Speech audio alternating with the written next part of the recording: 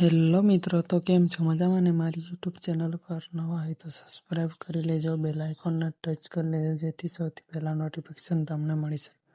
અને હા, Telegram channel અને વોટ્સઅપ ગ્રુપ જોઈન કરી લેજો જેથી સૌથી પહેલાં ઓલ મટીરિયલ મળી શકે તમને.